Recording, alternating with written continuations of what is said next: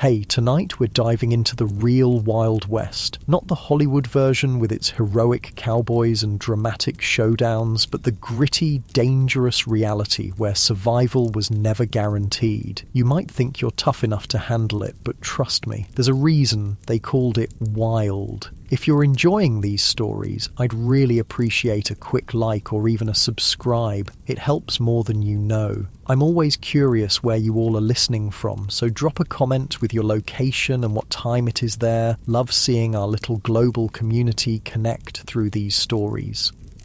Now, dim the lights, maybe turn on a fan for that soft background hum, and let's ease into tonight's journey together. We're going to explore why you might not survive even a single day in the untamed American frontier.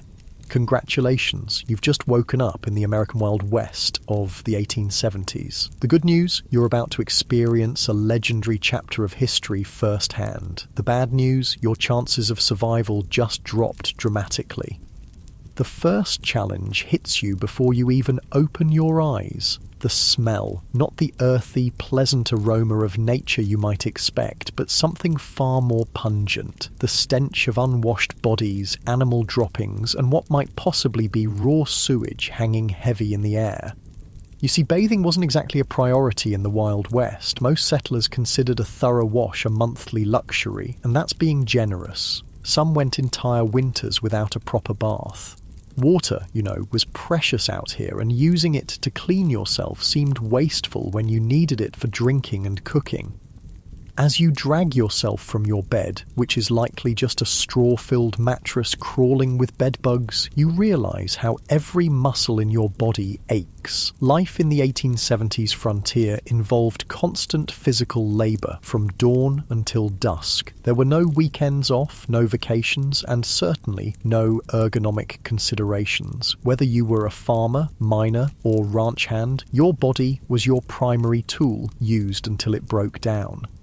You might think you work hard in your modern life, but frontier labour was something entirely different, backbreaking work that left even the strongest people permanently hunched and arthritic by their 30s. Imagine spending 14 hours ploughing fields, hauling water, chopping wood, or working deep underground in a mine shaft. No wonder the average lifespan was only about 35 years. Standing on the dusty floor, you notice the chill in the air. If it's winter, your cabin might be 20 degrees below freezing inside. If you had a fireplace, you'd have let it burn down overnight to save precious fuel. Good luck finding central heating or thermal underwear in this century. And if it's summer, well, get ready to sweat through every article of clothing you own. There was no escaping the elements in the Wild West. Speaking of clothing, forget comfort. Men typically owned maybe 2 sets of clothes, rough canvas or denim pants and cotton shirts that chafed against the skin. Women wore multiple layers regardless of the temperature. Chemises, corsets, petticoats and long dresses that dragged in the dirt. Everything was scratchy, ill-fitting and rarely cleaned. Those fancy outfits you've seen in Western movies? Pure fiction for the average person.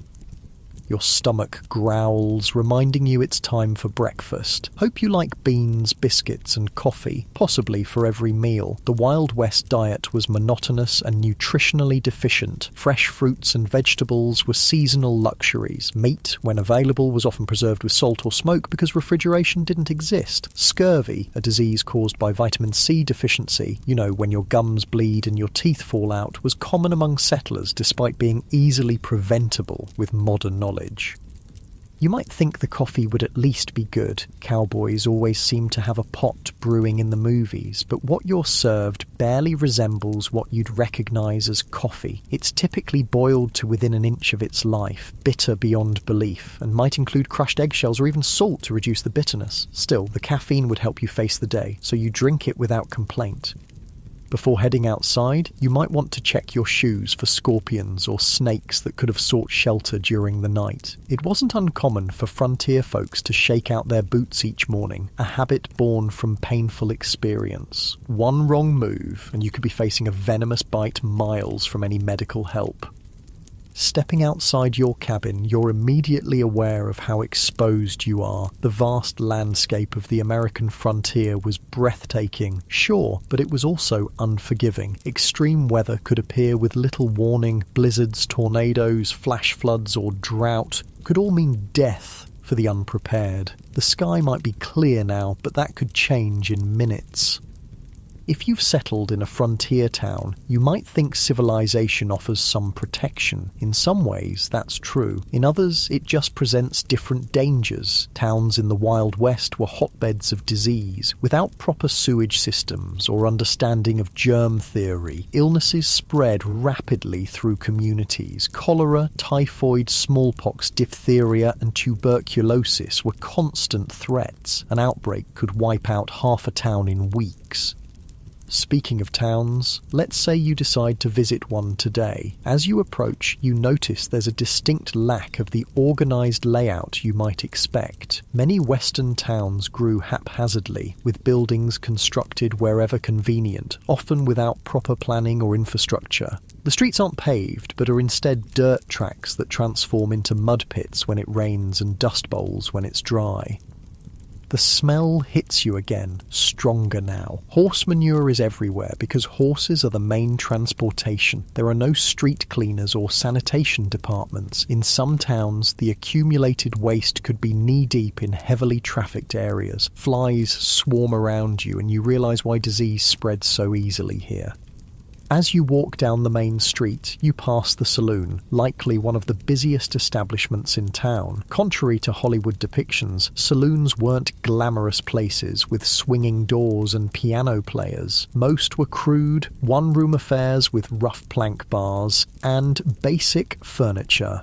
The liquor served wasn't fine whiskey aged in oak barrels, but raw alcohol often mixed with tobacco juice, pepper, turpentine, or even gunpowder to give it extra kick. A single drink could blind you if you were unlucky.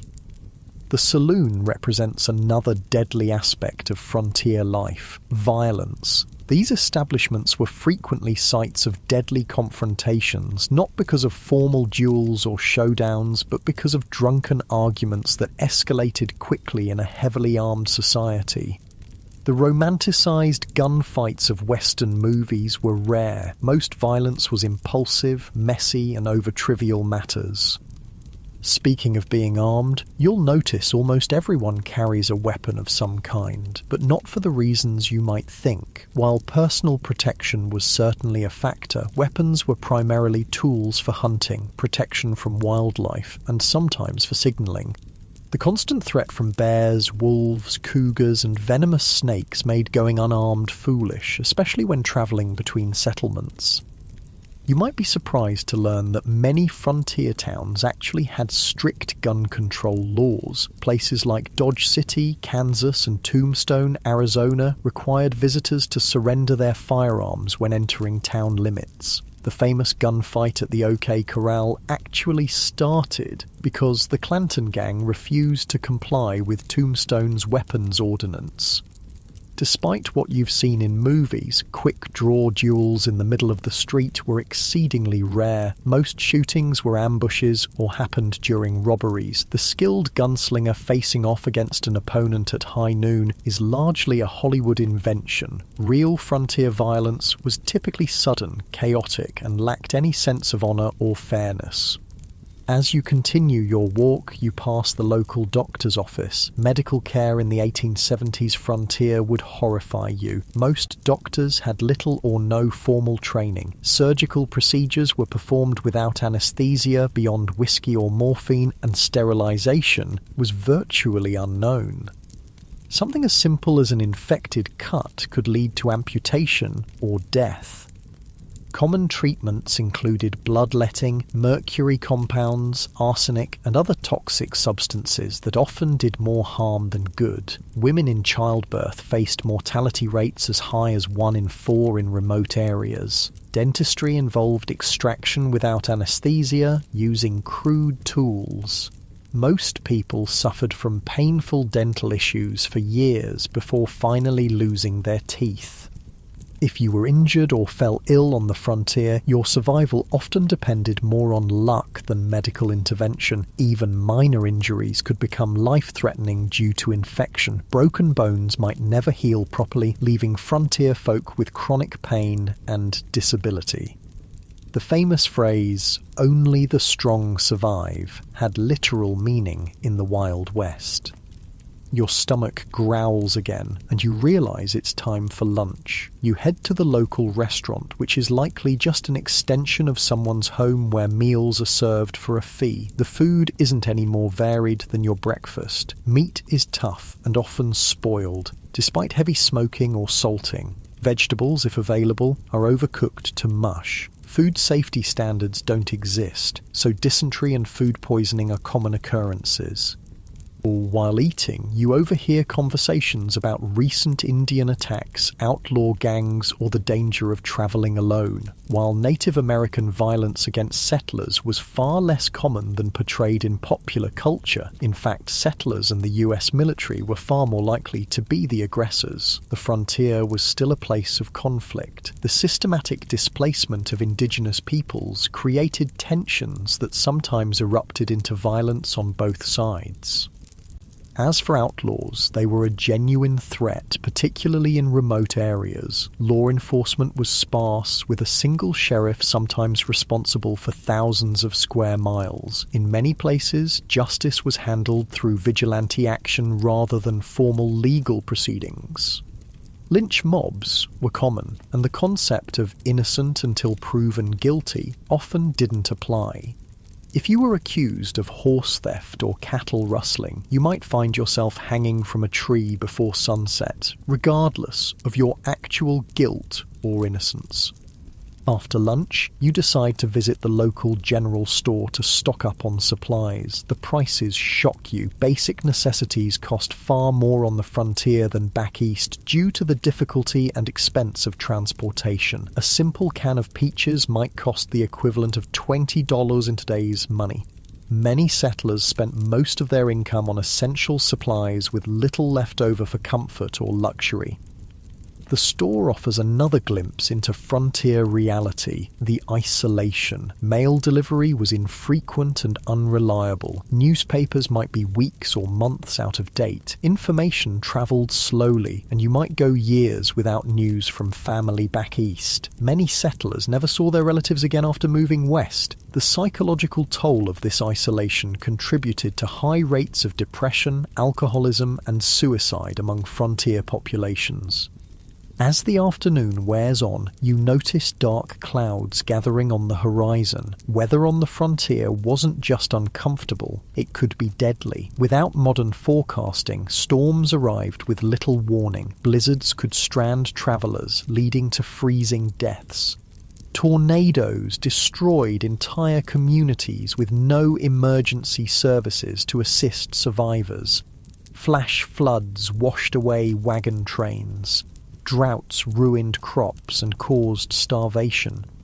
If you were lucky enough to have a proper home, it provided minimal protection. Most frontier dwellings were hastily constructed from whatever materials were available. Sod houses on the plains, log cabins in forested regions, or simple wooden structures in towns. None were particularly effective against extreme weather. Winter temperatures inside could drop below freezing. Summer heat was often unbearable, especially in attics or upper floors where many people slept.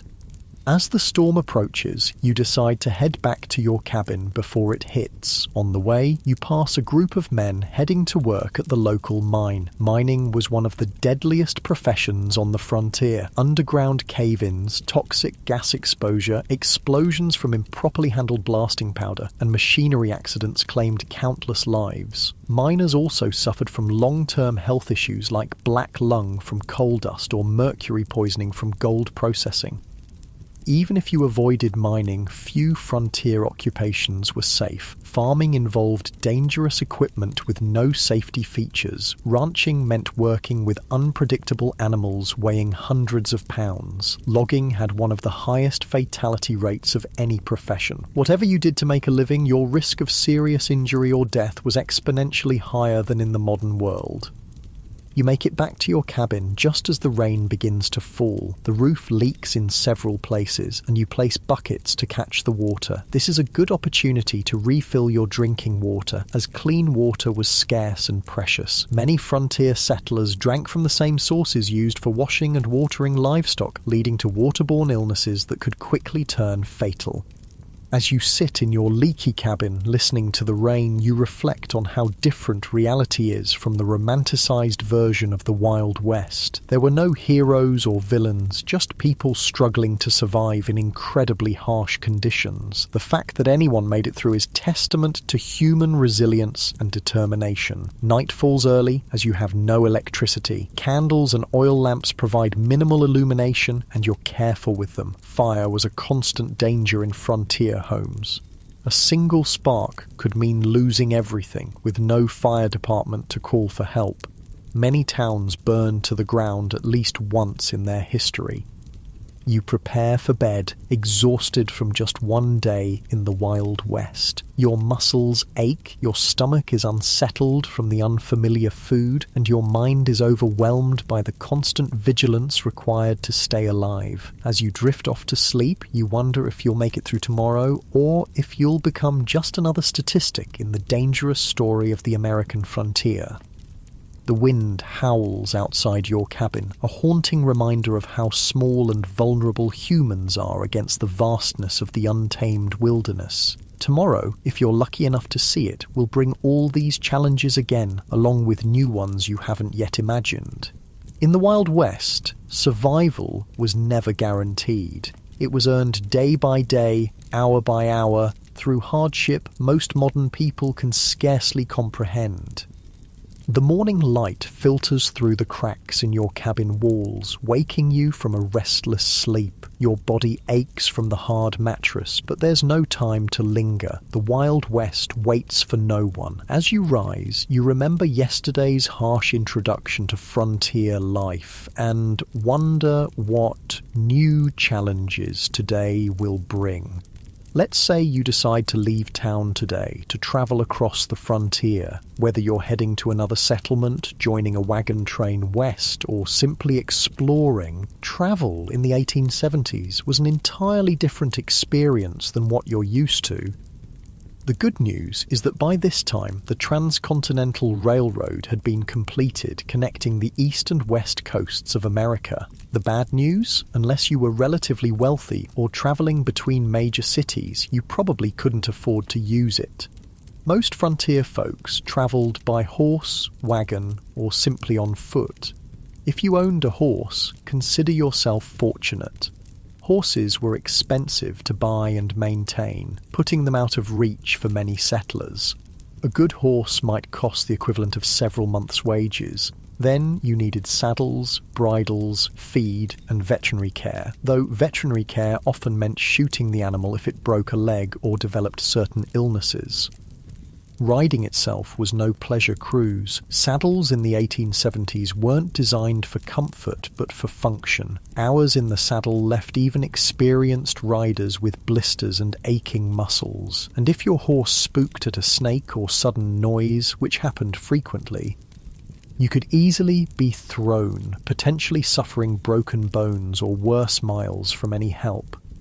If you couldn't afford a horse, you might travel by wagon. Forget the romantic image of pioneers cheerfully rolling across pristine prairies. Wagon travel was brutally uncomfortable. The vehicles had no suspension system beyond the slight give in wooden wheels, meaning you felt every rock, rut, and hole in the trail. The constant jarring caused wagon sickness, similar to seasickness, leaving travellers nauseous and miserable.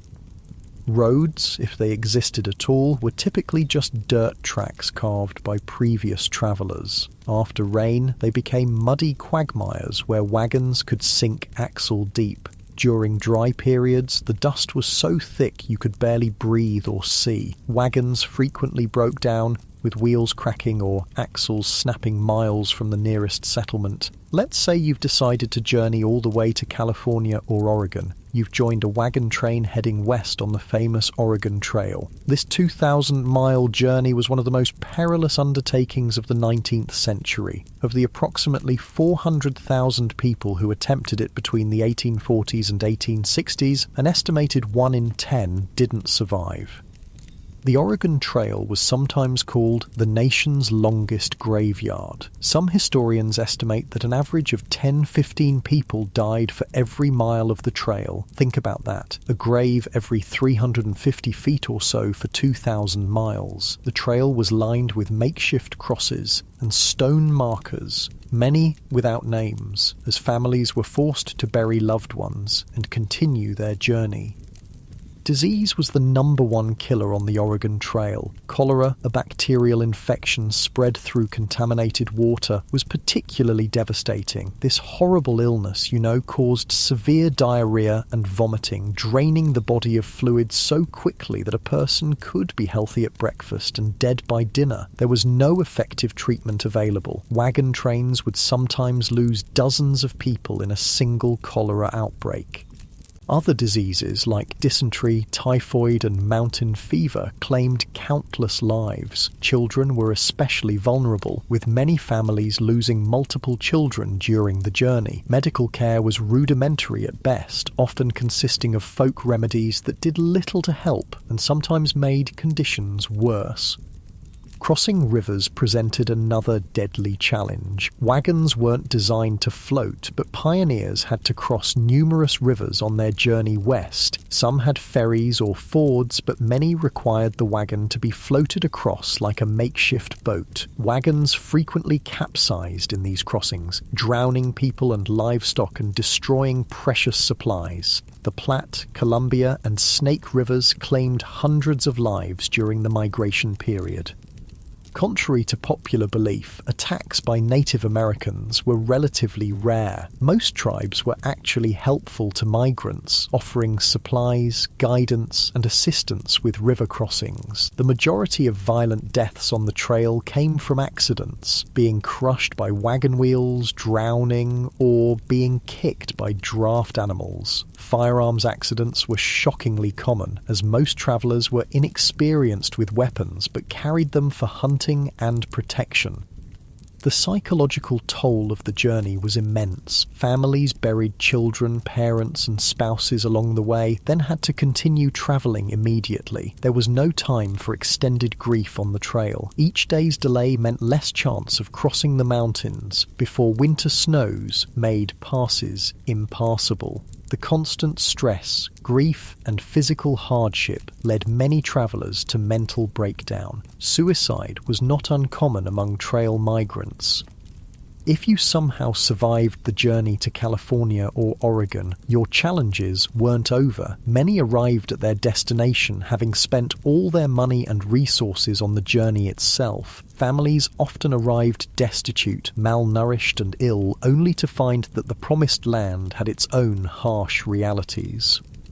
But let's say you've decided not to travel that far. Perhaps you're heading to a nearby town or settlement instead. Even short journeys in the Wild West presented significant dangers. Travelers might encounter outlaws who saw lone riders or small groups as easy targets. While the frequency of stagecoach robberies was exaggerated in later fiction, they did occur regularly enough to be a legitimate concern. The natural environment posed constant threats to travellers. Flash floods could wash out trails or trap unwary travellers. Summer heat in desert regions could kill through dehydration and heat stroke. Winter blizzards routinely trapped travellers, sometimes leading to freezing deaths or desperate situations like the infamous Donner Party, where survivors resorted to cannibalism to stay alive. Navigation itself was challenging in an era before detailed maps. Travellers relied on vague directions, landmarks that could change or be misidentified, and the experience of guides who sometimes proved unreliable. Getting lost in the wilderness could be a death sentence, especially if your supplies ran low. As you travel today, you notice another aspect of frontier life that movies rarely depict accurately: the stunning diversity of people. The Wild West wasn't populated solely by white cowboys and settlers. It was a meeting ground of cultures from around the world. Chinese immigrants worked as railroad builders, miners, and merchants. Mexican families had been living in the Southwest long before it became US territory. Black cowboys made up as much as 25% of the workforce on some ranches. European immigrants from Germany, Ireland, Italy, and Scandinavia brought their cultures and traditions. And of course, dozens of distinct Native American nations had called these lands home for thousands of years before others arrived. This diversity, however, didn't mean equality or harmony. Racial violence was a common feature of frontier life. Chinese railroad workers faced brutal discrimination and were often forced to take the most dangerous jobs for lower pay than white workers. Mexican landowners frequently saw their property seized through legal manipulation or outright theft after the Mexican-American War. Black Americans who moved west hoping to escape Southern discrimination often found frontier racism just as entrenched, if different in form. Despite their crucial contributions to ranching, mining, and building frontier communities, they were frequently excluded from economic opportunities and social acceptance. For Native Americans, the expansion of white settlement was nothing short of catastrophic. The indigenous population of North America, once numbering perhaps 15 million people, had been reduced to fewer than 300,000 by 1900. Disease, warfare, forced relocation, and the deliberate destruction of their food sources, particularly the buffalo, decimated numerous tribes and nations. US government policies systematically pushed Native Americans from their traditional lands onto reservations, often in areas with poor soil and few resources. Treaties were regularly broken when valuable resources were discovered on reservation lands. Native children were taken from their families and placed in boarding schools designed to erase their cultural identity, operating under the philosophy of "kill the Indian, save the man."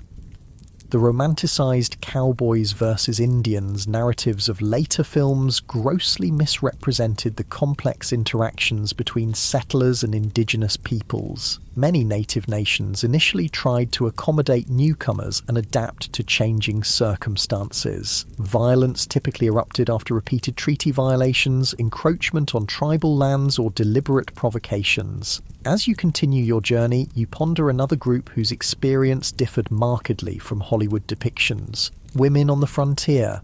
Far from the helpless damsels or schoolmarms of Western movies, frontier women performed incredibly demanding physical labour while navigating restrictive social expectations. On homesteads and farms, women not only handled traditional domestic duties like cooking, cleaning, childcare, and making clothing, but also worked in the fields, tended livestock, and defended the home when necessary. Their workday typically started before dawn and ended well after dark, with few, if any, days of rest. A frontier woman might need to plough fields in the morning, deliver a neighbour's baby at midday, fight off predators threatening the livestock in the afternoon, and still prepare meals and care for her own children throughout. Many women became widows young due to the dangerous nature of frontier life and had to manage farms or businesses alone while raising children. Despite their essential contributions, women had few legal rights. In most territories and states, they couldn't vote, own property independently if married, or have custody of their children in the event of divorce. Domestic violence was considered a private matter, with little legal recourse available to victims. For unmarried women, options were severely limited. Teaching was one of the few respectable professions, though female teachers were paid significantly less than their male counterparts, and were often expected to resign upon marriage. Some women found economic independence through running boarding houses, working as nurses, or establishing millinery or dressmaking businesses. Then there were the soiled doves, prostitutes who worked in frontier brothels and saloons. While later mythology romanticized these women, the reality was typically grim. Many entered the profession out of economic desperation after being widowed or abandoned. Physical abuse, drug addiction, and venereal disease were common hazards of the work. Even those who managed to earn substantial money found themselves socially ostracized and unable to transition to more respectable positions.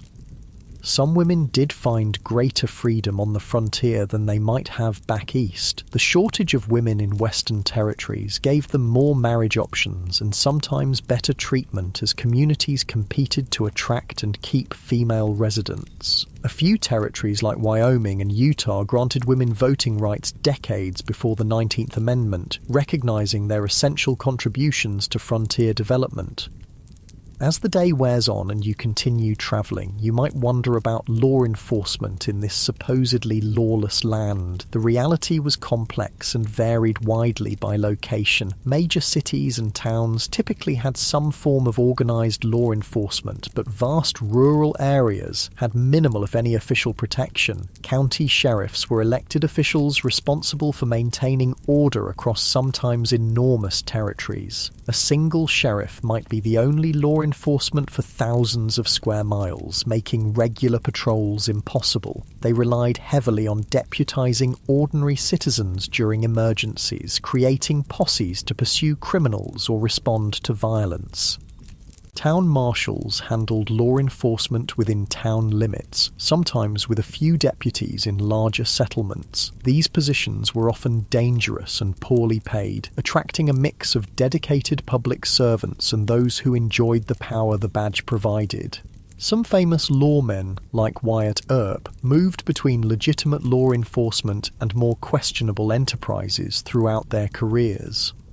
Federal marshals had jurisdiction throughout territories and states but were few in number. They typically focused on major crimes like counterfeiting, mail robbery, or offences involving multiple jurisdictions. The legendary U.S. Marshals of Western movies, single-handedly bringing law to lawless towns, were largely fictional creations. In many remote areas, justice was handled through informal community action rather than official legal processes. Vigilante groups formed to address perceived threats when formal law enforcement was absent or ineffective. Sometimes these groups maintained basic order, but they could easily become vehicles for prejudice, personal vendettas, or mob violence.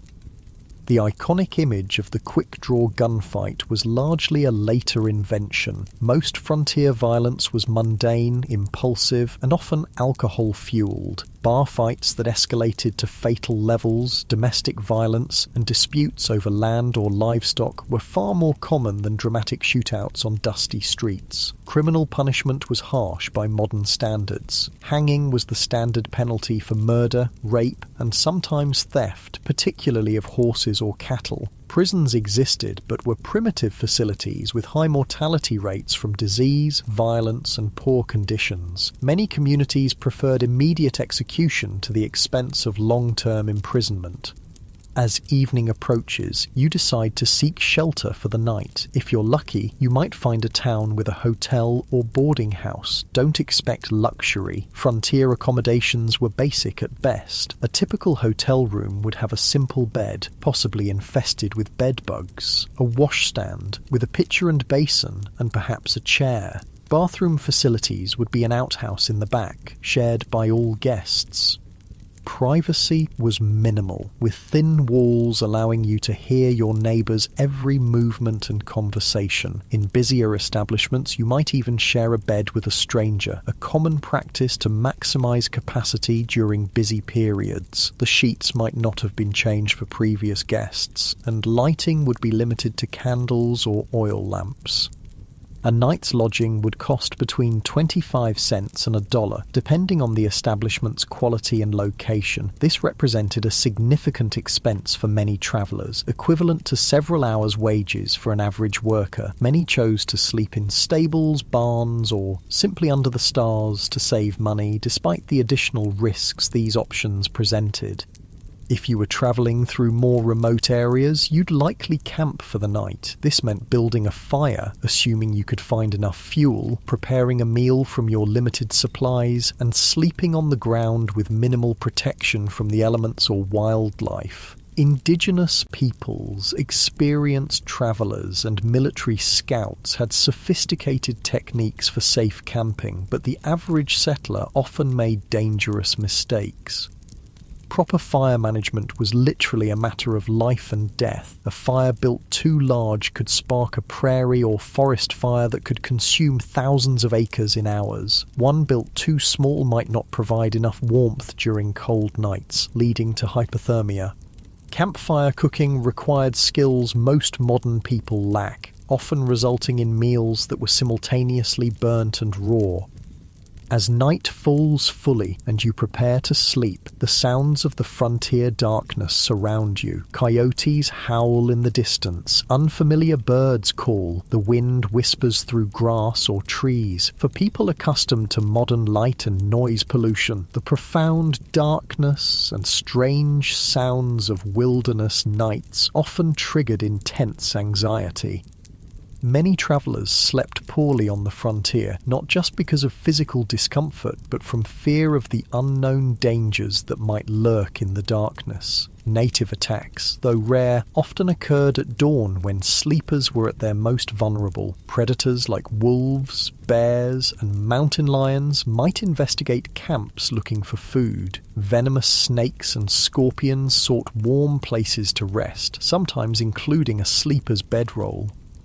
Even if no actual threats materialized, the psychological stress of constant vigilance took its toll. Frontier diaries frequently mention exhaustion not just from physical labor, but from the mental strain of perpetual alertness. Modern people, accustomed to locks, alarms, and the security of dense population, would find the vulnerability of frontier sleeping arrangements profoundly disturbing.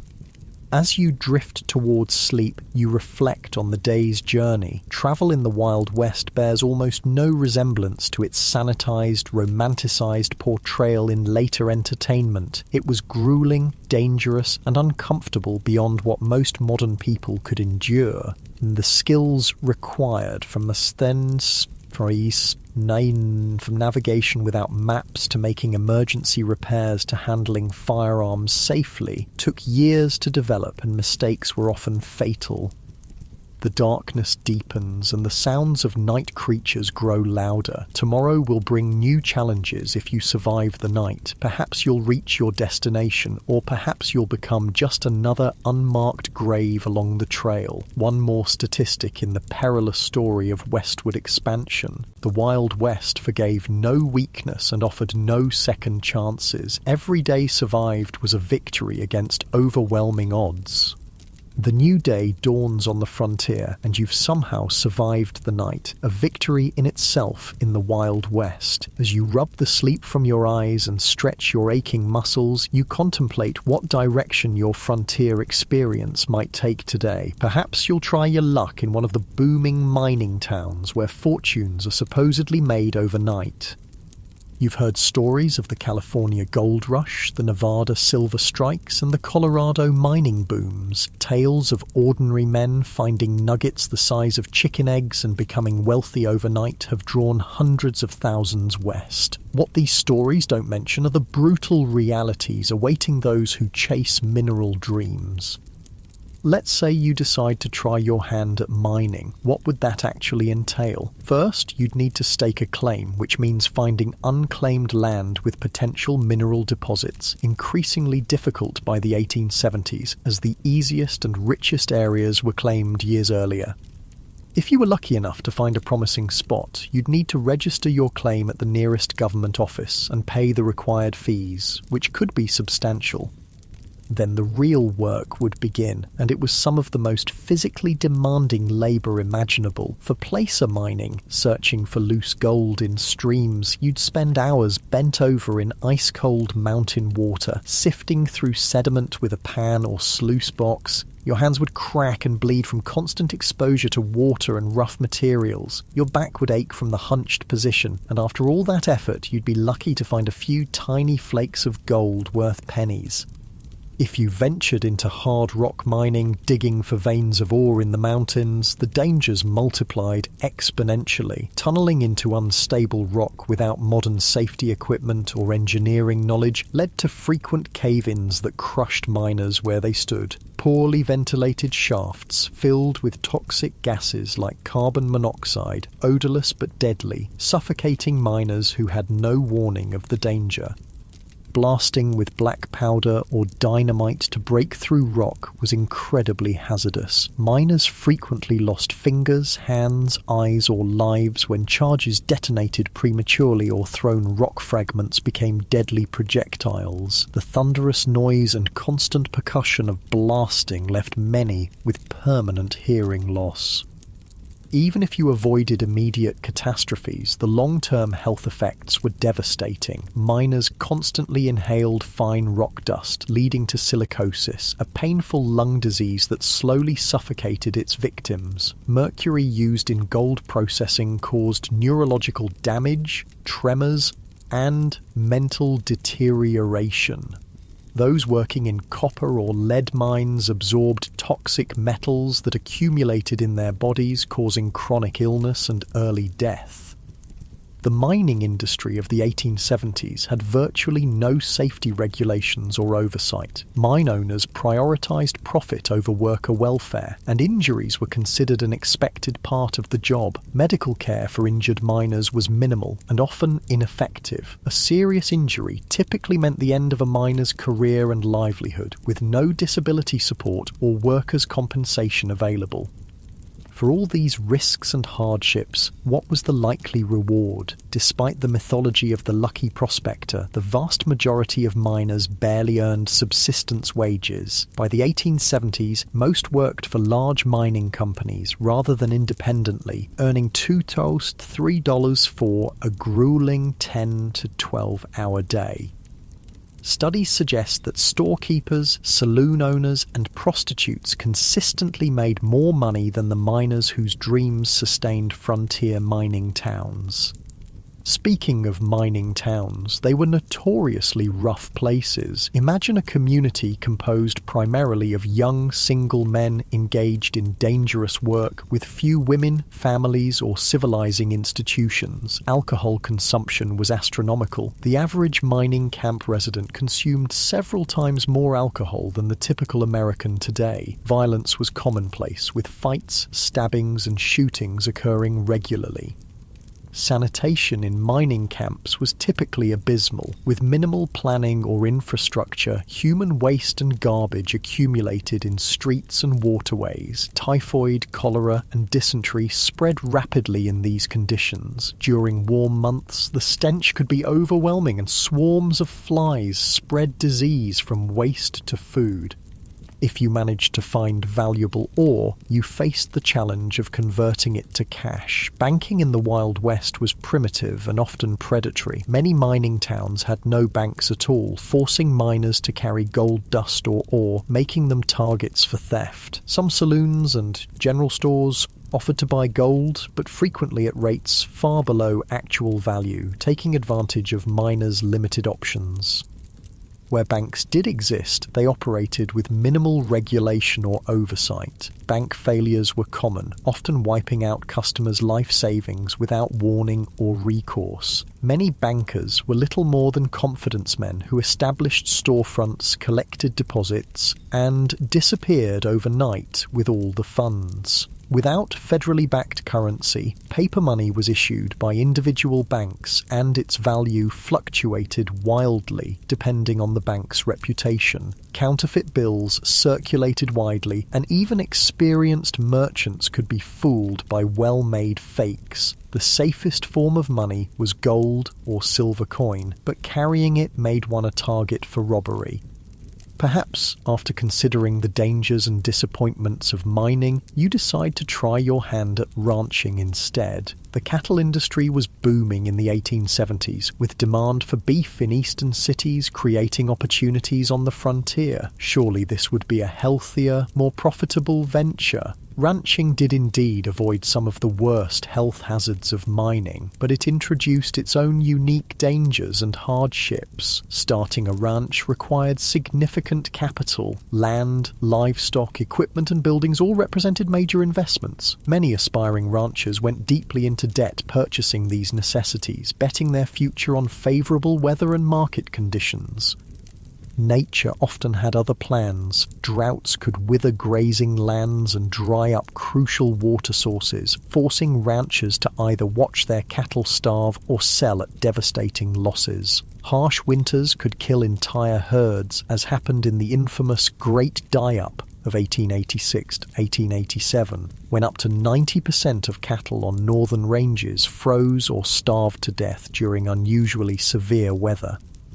Disease could sweep through herds, wiping out a rancher's investment overnight. Texas fever, anthrax, and other infectious diseases had no effective treatments in the 1870s. Predators like wolves and cougars took a constant toll on livestock, particularly vulnerable calves. Poisonous plants, quicksand, and injuries further reduced herds. The iconic cattle drives, moving herds hundreds of miles to railroad shipping points, were not romantic adventures, but grueling, dangerous undertakings. Cowboys, not the glamorous figures of later films, but typically young, poorly paid labourers, worked 20-hour days during drives, catching brief naps in the saddle as they moved thousands of animals across difficult terrain.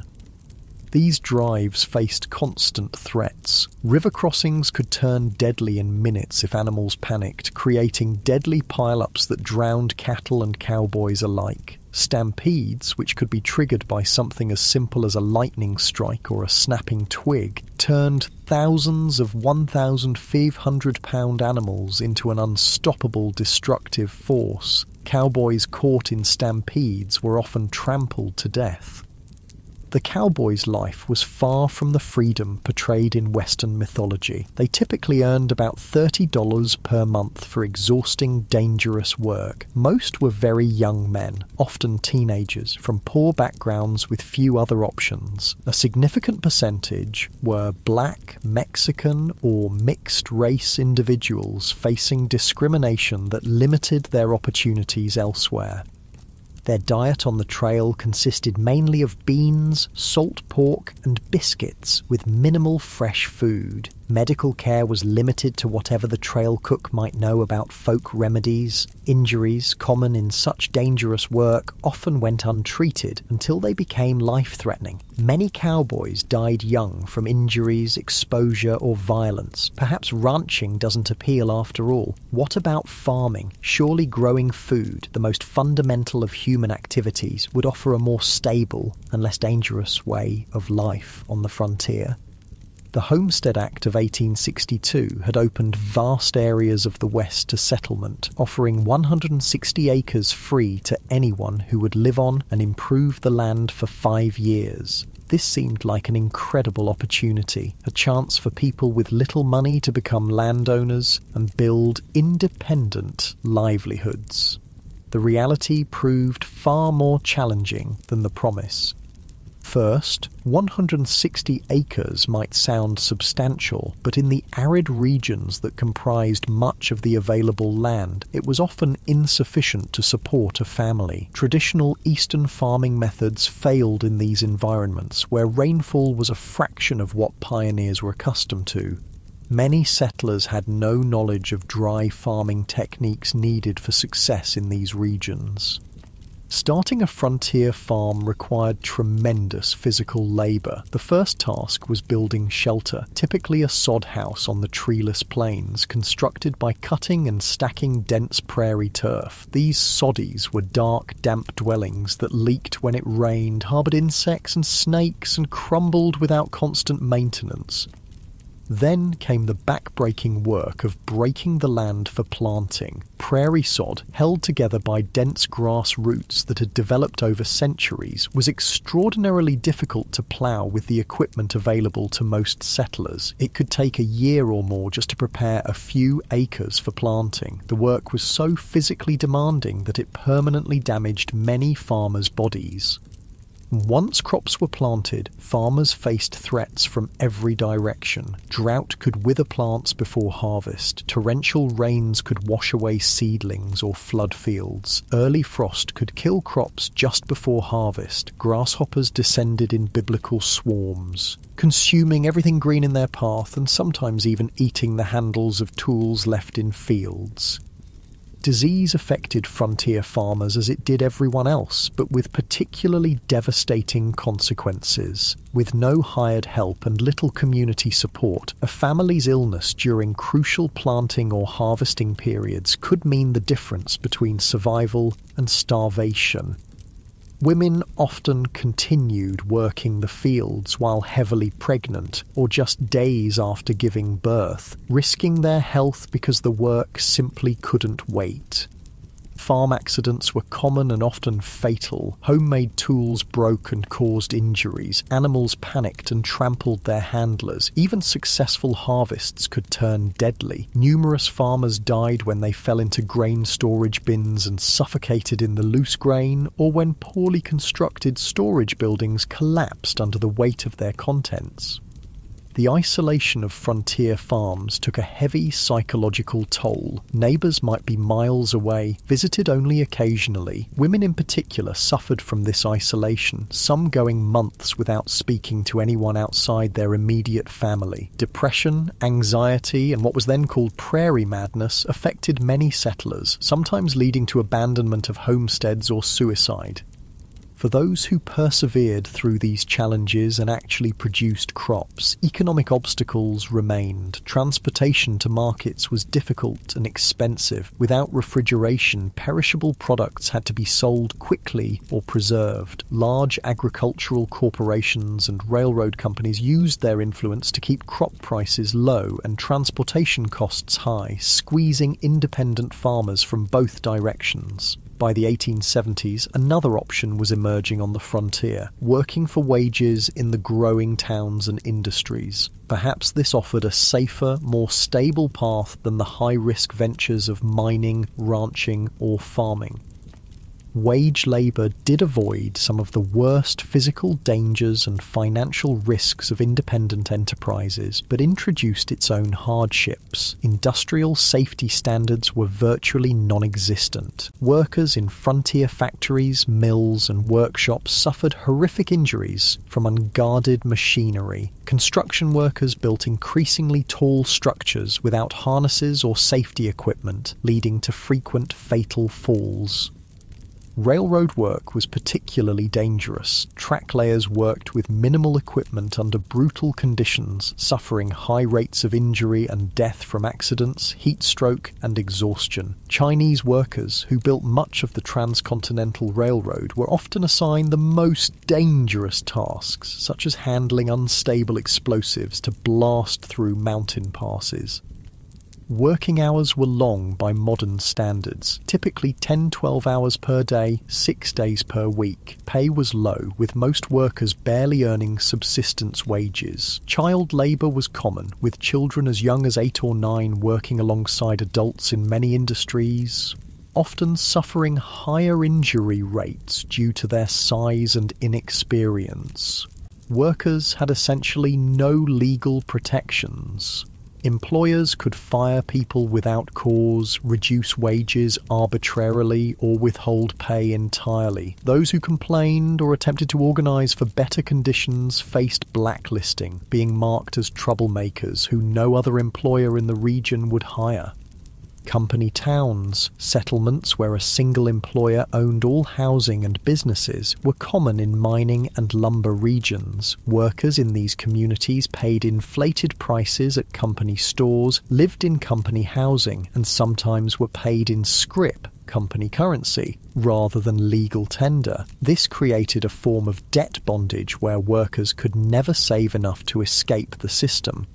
Whether you mined, ranched, farmed, or worked for wages, frontier life shaped your experiences in ways modern people would find disorienting. Perhaps most striking was the relationship with time, not the carefully measured minutes and hours of our digital age, but a more fluid reality, governed by daylight, seasons, and natural rhythms. Without electric lighting, most people woke at dawn and slept shortly after sunset, their active hours expanding and contracting with the seasons. Work wasn't measured in 8-hour shifts, but by tasks that needed completion: fields ploughed, cattle moved, ore extracted. During harvest or roundup, people might work from first light until well after dark for weeks without a break. During winter, many rural workers had periods of relative inactivity when fields lay dormant or cattle needed minimal tending. The concept of punctuality, so central to modern life, had limited relevance on the frontier. With few clocks and limited need for precise timing in most activities, people operated on approximate schedules. Stagecoaches and later trains introduced more precise timetables to the West. But outside these specific contexts, morning or after dinner were sufficiently specific time designations for most purposes.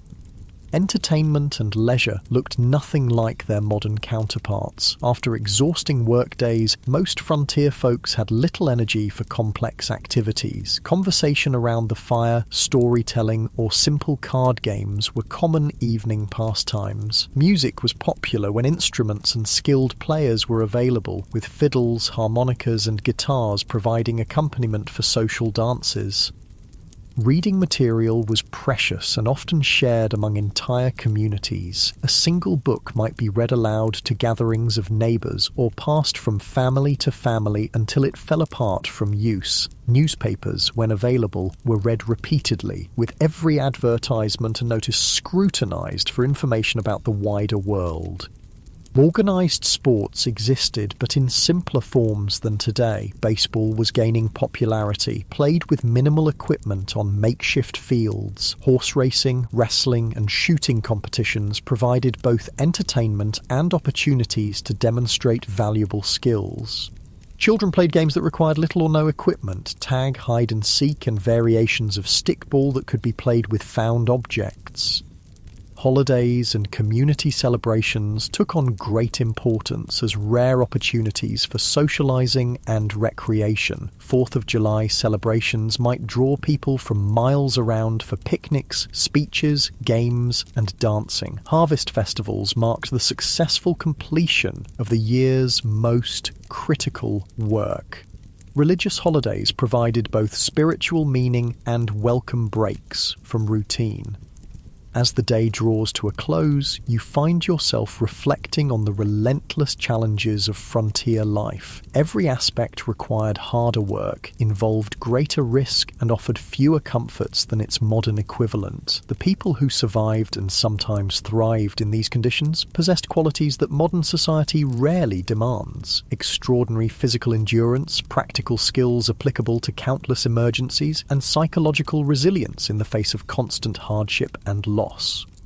The darkness gathers once more, and with it comes a silence profound enough to hear your own heartbeat. No car engines, no air conditioners, no electronic hums, just the whisper of wind, the chorus of insects, and the occasional call of night birds. This profound quiet, so alien to modern ears, was the soundtrack of frontier nights, sometimes comforting, sometimes unsettling in its emptiness.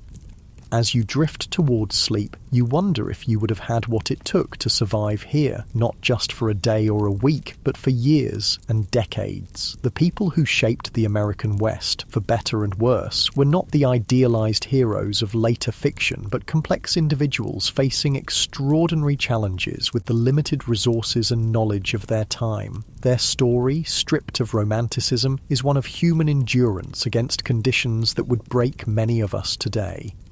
The cool night air settles around you like a blanket, and the stars emerge in a display of brilliance impossible to see in our light-polluted modern world. This at least is one pure beauty the people of the frontier experienced that few today can fully appreciate: the majestic sweep of the Milky Way across a truly dark sky, connecting them to the same cosmic panorama their ancestors had watched for countless generations. Morning arrives again in the Wild West, and with it comes hunger, a constant companion on the frontier. Food in the 1870s, West bore little resemblance to the varied, convenient diet you're accustomed to in the modern world. Let's explore what keeping yourself fed would actually entail in this harsh environment. The good news is that game was still relatively plentiful in many areas. Deer, elk, rabbit, and various birds could supplement your diet if you had the skills to hunt them. The bad news? Hunting required ammunition, which was expensive and might be needed for protection. It also demanded time away from other essential work, making it a luxury many settlers couldn't afford during busy seasons. Most frontier families relied heavily on foods they could grow, preserve, or purchase in bulk. The staples of the frontier diet were beans, corn, and pork, dense in calories but monotonous and nutritionally incomplete. Fresh fruits and vegetables were available only in season, a few months at most, and winter diets often contained no fresh produce whatsoever. This lack of dietary variety led to widespread nutritional deficiencies. Scurvy, caused by vitamin C deficiency, was common during winter and early spring when no fresh produce was available. The symptoms, bleeding gums, loosening teeth, joint pain, and eventually death, were well known but difficult to prevent with available resources. Other deficiency diseases affected growth in children and caused various chronic health problems in adults. Food preservation was a constant challenge and critical survival skill. Without refrigeration, meat needed to be consumed quickly or preserved through smoking, salting, or drying. These methods deterred bacterial growth but drastically changed flavors and textures while reducing nutritional value. The heavy salt content of preserved foods contributed to high blood pressure and other health issues.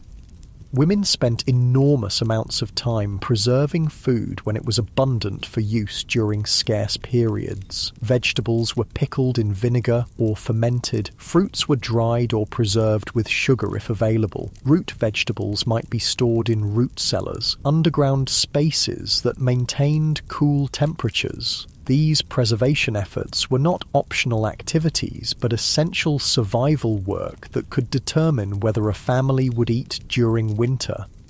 Food storage presented its own problems. Properly prepared preserved foods could last months or even years, but improper techniques led to spoilage and potentially deadly food poisoning. Additionally, stored food attracted pests. Rats, mice, and insects consumed portions of most stored food supplies, and their droppings contaminated what remained. Most frontier families simply accepted a certain amount of insect parts and rodent droppings in their flour, beans, and other staples as unavoidable.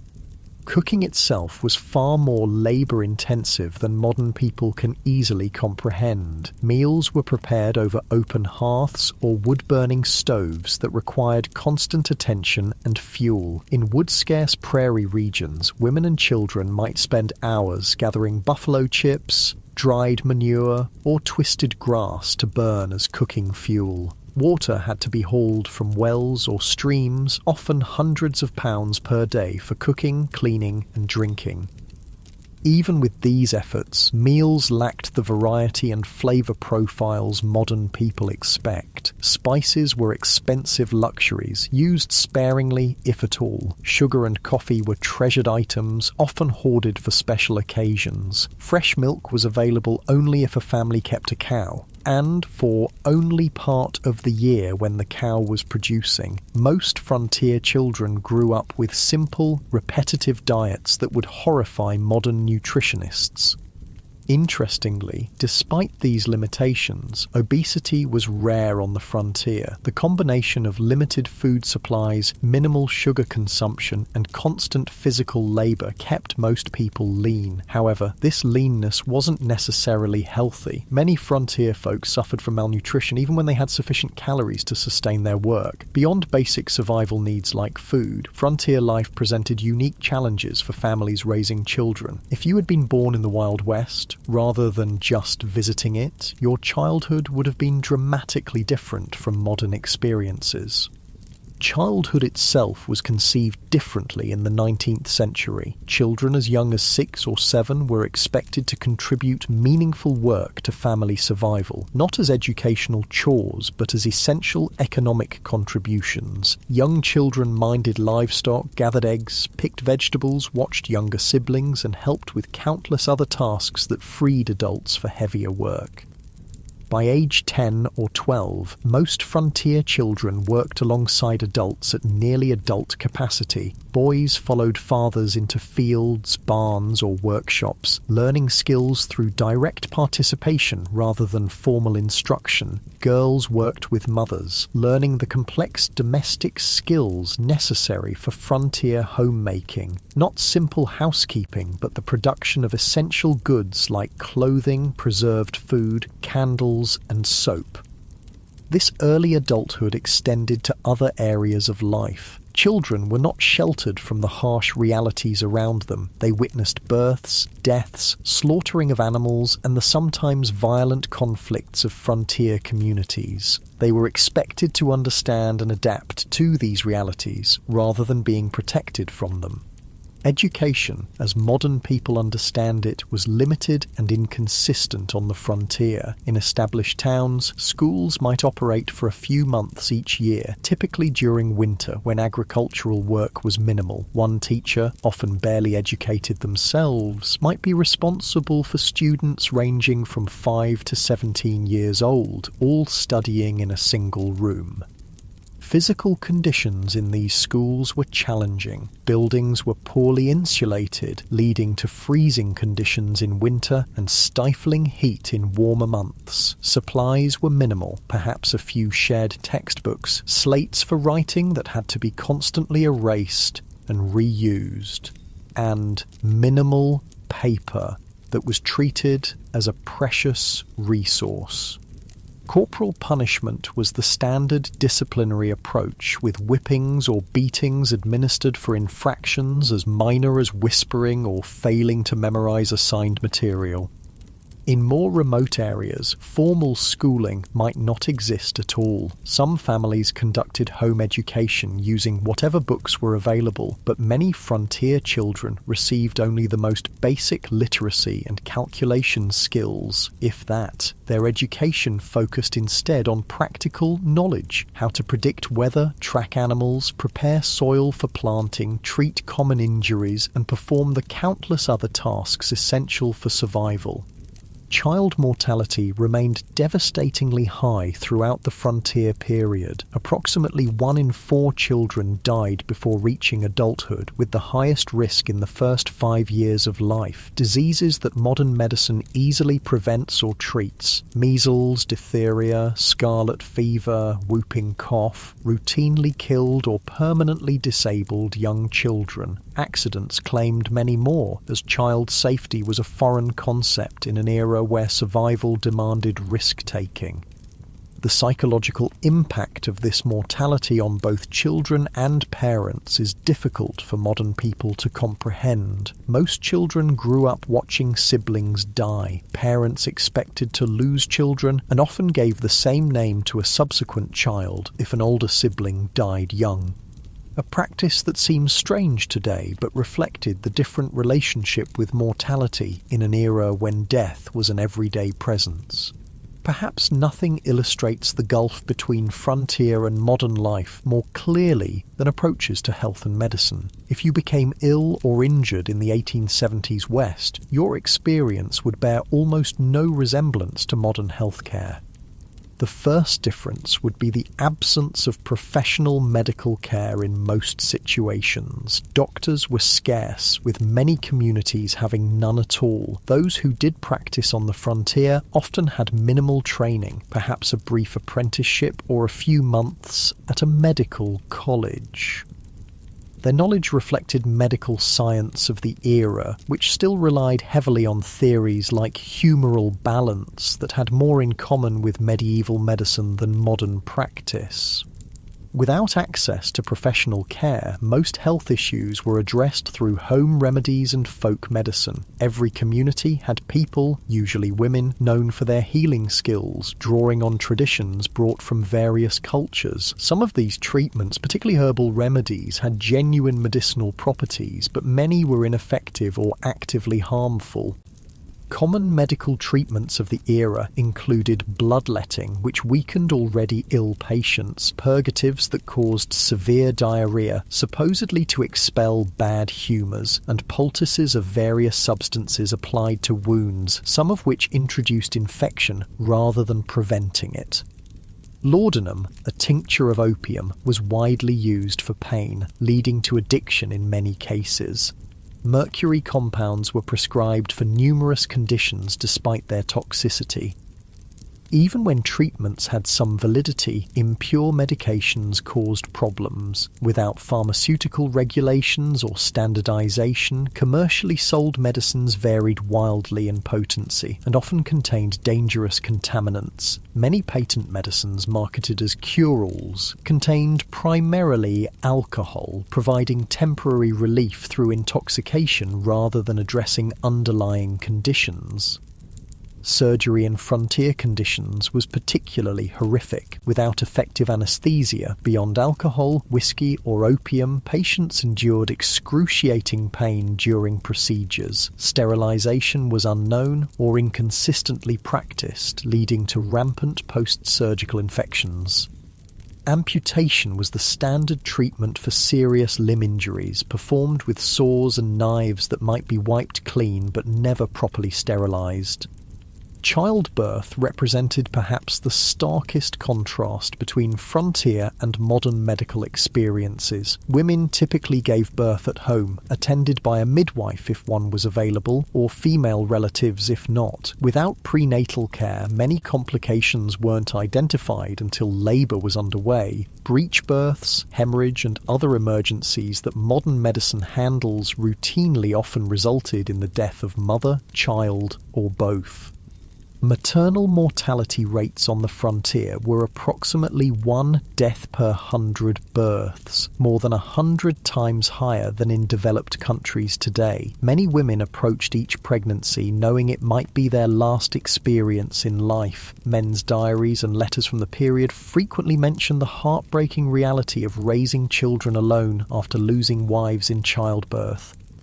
The combined impact of inadequate nutrition, constant physical strain, minimal preventive care, and primitive treatment options meant that frontier populations experienced health outcomes more similar to developing nations today than to modern America. Life expectancy at birth was under 40 years, with those surviving childhood likely to suffer chronic health problems by their 50s if they lived that long. Beyond these material hardships, frontier life imposed a form of isolation and disconnection that modern people, accustomed to instant global communication, would find almost unbearable. This isolation shaped frontier psychology and culture in profound ways. Communication with distant family or friends occurred at the speed of physical transportation. Letters took weeks or months to reach recipients, if they arrived at all. News travelled slowly and unreliably, often distorted through retelling. Major events might not become known in remote areas until months after they occurred. This information vacuum contributed to a highly localised worldview where distant events seemed abstract and irrelevant compared to immediate community concerns.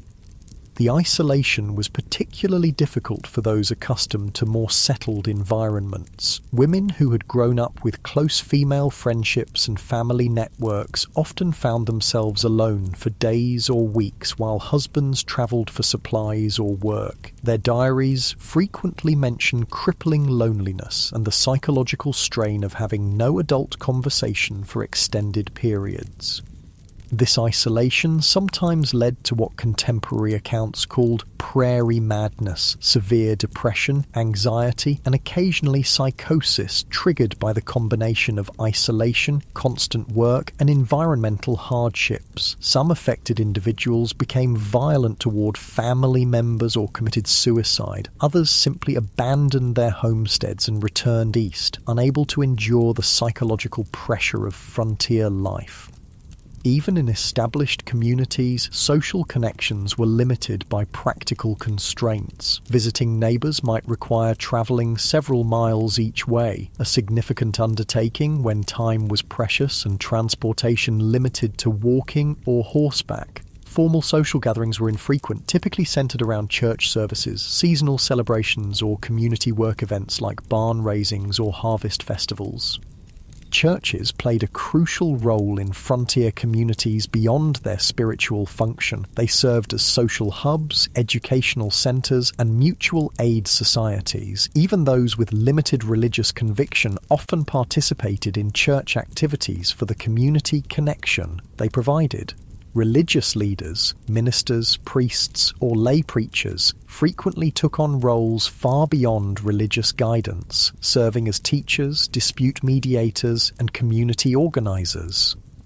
The establishment of community institutions marked important milestones in frontier development. Building a school, church, or meeting hall represented a commitment to permanent settlement rather than temporary exploitation. These institutions helped transform mining camps or trading posts into towns with collective identities and shared futures. The creation of local governments, rudimentary as they often were, similarly marked transitions from frontier chaos to established community.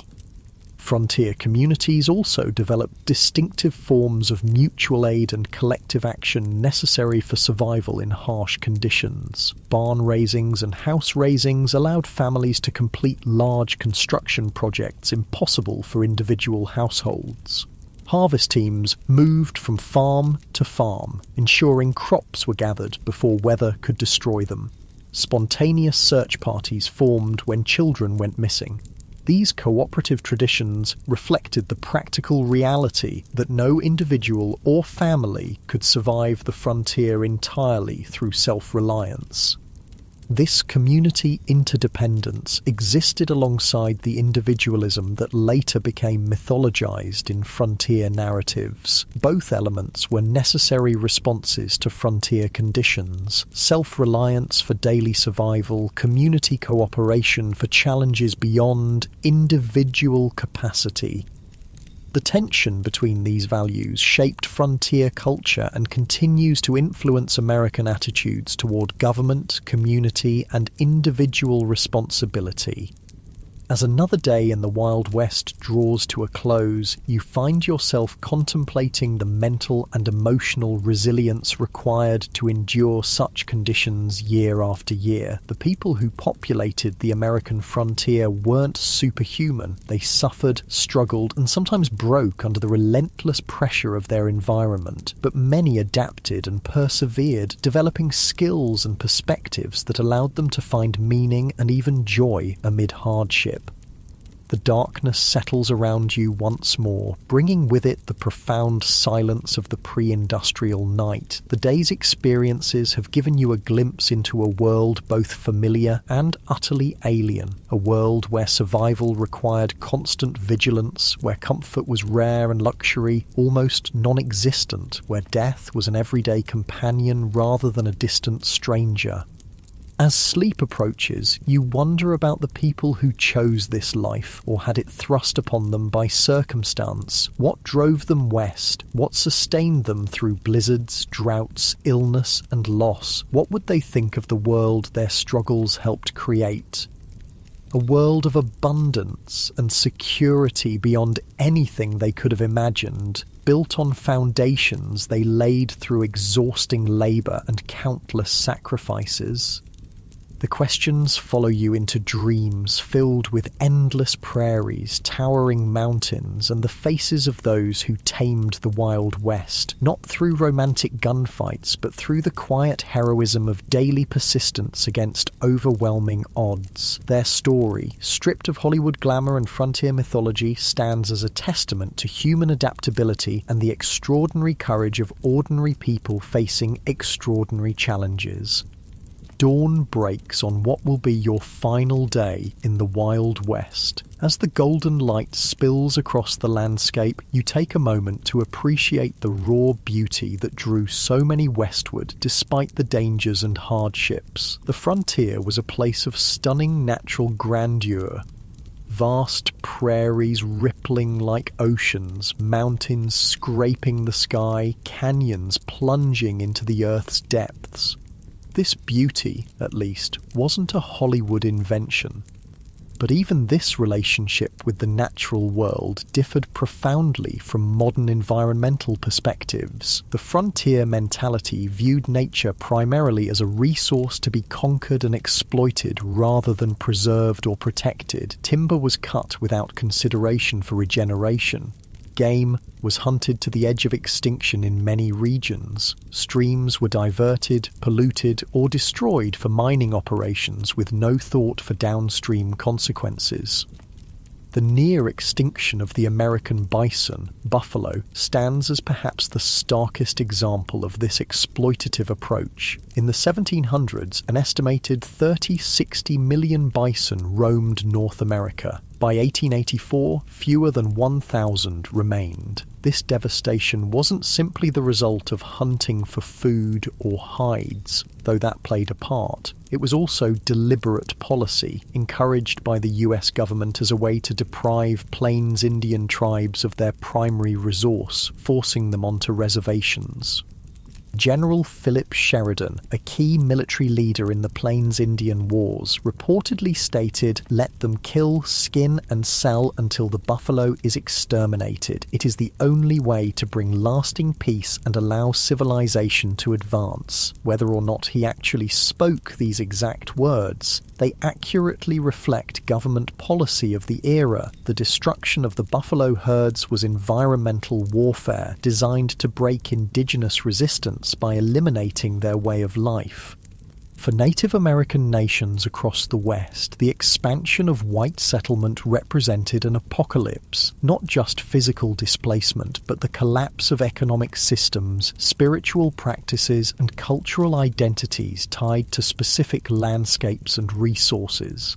While early interactions sometimes involved trade and cooperation, by the 1870s most indigenous groups faced stark choices: confinement on reservations, continued resistance against overwhelming odds, or cultural assimilation.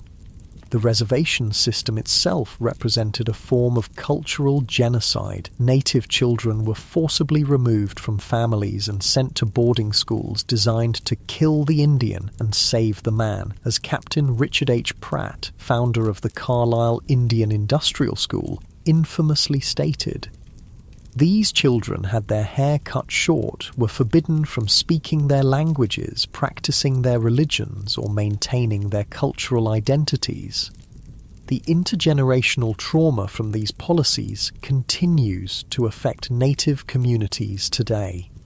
Armed resistance against American expansion almost invariably ended in defeat, though some groups maintained independence longer than others. The Battle of the Little Bighorn in 1876, where combined Lakota, Northern Cheyenne, and Arapaho forces defeated Lieutenant Colonel George Armstrong Custer's 7th Cavalry, represented one of the last major indigenous victories. The subsequent military campaigns against these tribes were marked by increasing brutality, including attacks on villages and the killing of women and children.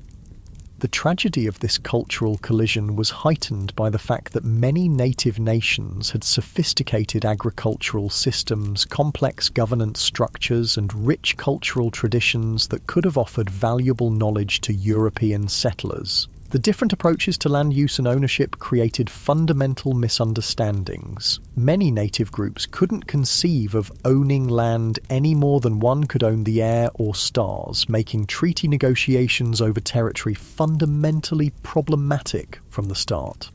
These cultural conflicts extended beyond native white relations. The West was extraordinarily diverse, with communities from around the world bringing different languages, religions, customs, and approaches to frontier life. This diversity was both a strength, introducing varied skills and perspectives, and a source of tension in communities struggling with scarce resources and limited infrastructure.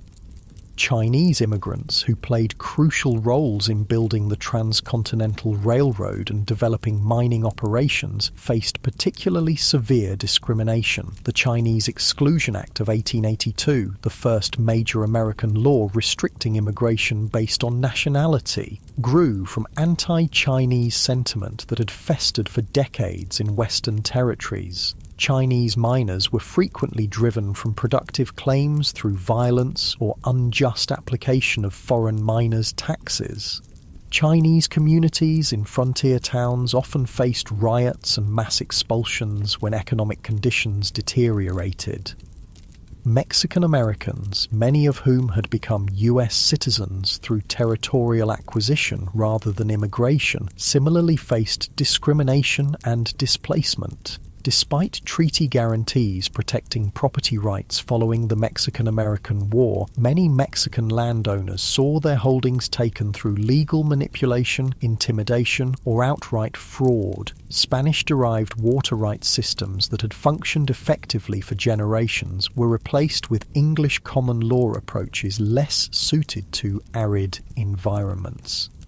Even European immigrants found that national and religious identities continued to matter on the frontier. Irish Catholics, German Lutherans, Scandinavian Protestants, Eastern European Jews, each group tended to establish distinct communities and maintained cultural practices from their homelands. These communities provided mutual support, but sometimes became targets for nativist sentiment when economic or social tensions arose. African Americans who moved west after the Civil War hoped to find freedom from Southern oppression, but often encountered different forms of discrimination. Black cowboys, who made up approximately 25% of the workforce on some cattle operations, rarely received recognition in contemporary accounts or later mythology. Black homesteaders established communities in several Western territories, but frequently faced organized resistance from white neighbors and discriminatory application of homestead laws. The collision of these diverse groups, each with their own values, practices, and expectations, created frontier communities far more complex and conflict-ridden than later romantic depictions would suggest. The melting pot metaphor popularized in later American mythology obscured both the persistent cultural distinctiveness of various groups and the power imbalances that determined whose cultures would be preserved and whose would be suppressed. As the day progresses, you find yourself in a frontier town undergoing rapid transformation, a transition happening across the West during the 1870s and 1880s. The initial phase of settlement, characterized by individual prospectors, independent farmers, and small-scale enterprises, was giving way to more organized corporate development of Western resources. The arrival of railroads catalyzed this transition. The Transcontinental Railroad, completed in 1869, dramatically reduced travel time between east and west from months to days. Subsequent branch lines penetrated previously isolated regions, connecting them to national markets and supply chains. This transportation revolution allowed large-scale extraction of Western resources for Eastern factories and enabled mass-produced Eastern goods to flood Western markets. These economic connections accelerated the integration of Western regions into national systems, but often disadvantaged small producers. independent miners couldn't compete with large mining corporations that brought industrial methods and capital investment. Family farms struggled against agricultural enterprises operating on vast acreage. Small ranchers found themselves squeezed by cattle companies with investor backing and political connections. Corporate interests increasingly dominated political as well as economic structures. Railroad companies, mining conglomerates, timber interests, and large landholders exercised enormous influence over territorial and early state governments. Water rights, mineral claims, grazing access, and timber concessions were allocated through processes that typically favoured those with financial and political power rather than small operators or community interests. This transition from frontier to integrated region wasn't simply economic but cultural. The rough-edged mining camp or cattle town gradually acquired institutions that signalled permanence and connection to wider society. Banks, schools, churches, newspapers, theatres and fraternal organisations. Streets were surveyed and sometimes paved. Wooden structures were replaced with brick and stone buildings. Local governments enacted ordinances regulating behaviour that had previously gone ungoverned. For many who had been attracted to the frontier precisely because of its freedom from Eastern constraints, these changes represented unwelcome domestication of the wild spaces they had sought. Some continually moved westward ahead of advancing civilization, seeking new frontiers. Others struggled to adapt to increasing regulation, competition, and social expectations. The mythological end of the frontier, declared in the 1890 census, represented real psychological and cultural challenges for those whose identities were tied to frontier conditions.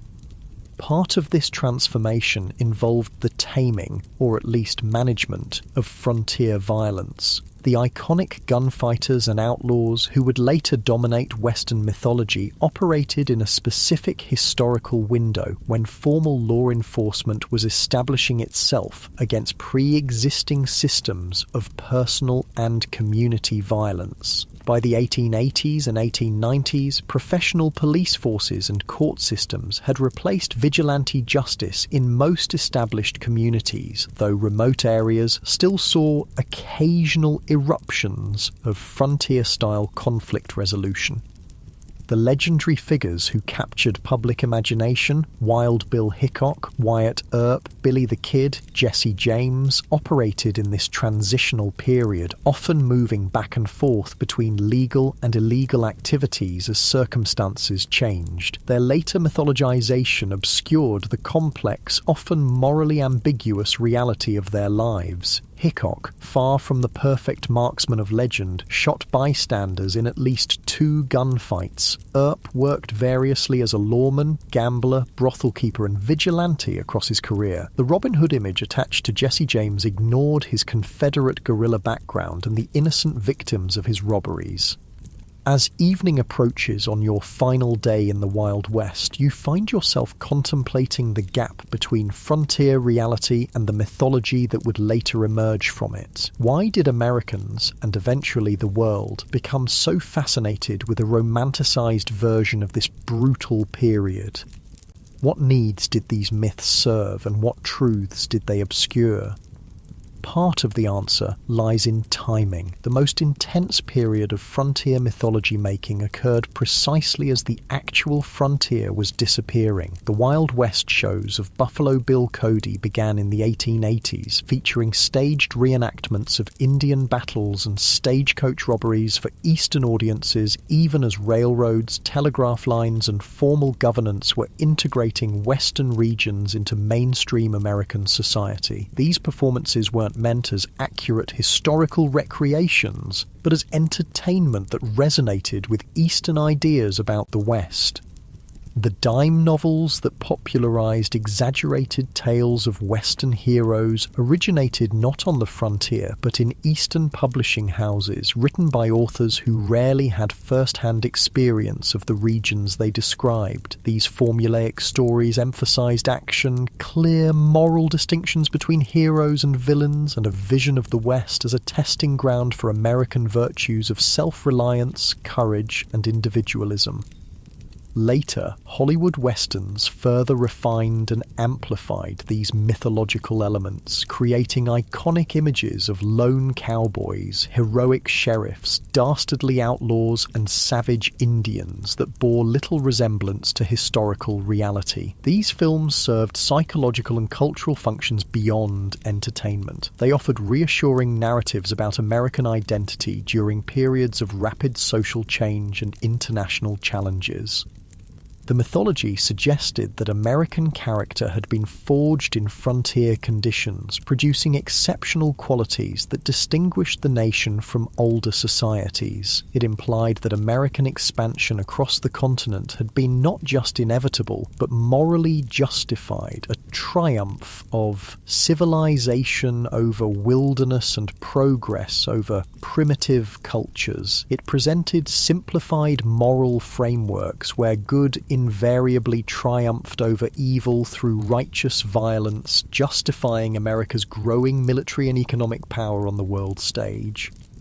What these myths obscured was the complex, morally ambiguous reality of Western development, the genocide of indigenous peoples, the exploitation of immigrant labor, the environmental devastation, the corporate manipulation of political systems, and the deeply divided community struggling with fundamental questions about identity, governance, and resources. The real West offered no simple moral lessons, but rather a case study in how human societies adapt to challenging conditions, sometimes showing remarkable cooperation and creativity, sometimes descending into exploitation and brutality. As darkness falls once more, you reflect on your brief journey through the unromanticized Wild West. You've experienced firsthand why the average person today, accustomed to abundant food, medical care, physical safety, and countless comforts unknown to frontier dwellers, would likely not survive even a single day in the actual conditions of the 1870s frontier. The skills, knowledge, physical conditioning, and psychological resilience required for frontier survival represent a way of life so distant from modern experience as to be almost unimaginable. Yet something about this world continues to fascinate us. Perhaps it's the raw honesty of a life stripped to essentials, where tasks have immediate consequences and achievements represent tangible victories against natural constraints. Perhaps it's the community interdependence that emerged from shared challenges, creating connections that transcended differences in background or belief. Perhaps it's simply the reminder that human beings can endure and even find meaning in conditions far harsher than most of us will ever face.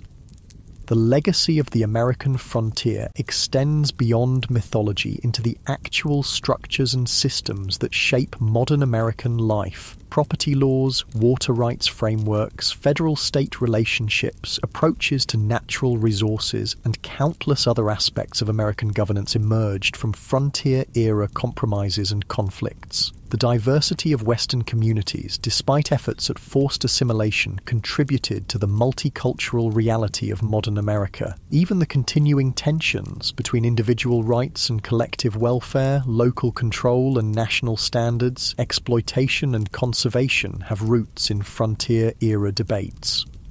For indigenous peoples, the frontier era represents not a glorious chapter in national expansion, but the devastation of ancient lifeways and the beginning of a long struggle for cultural survival and sovereignty that continues today. Their perspective reminds us that the simple triumphalist narrative of Western settlement ignores the complex civilizations that already existed and the incalculable knowledge lost through their disruption.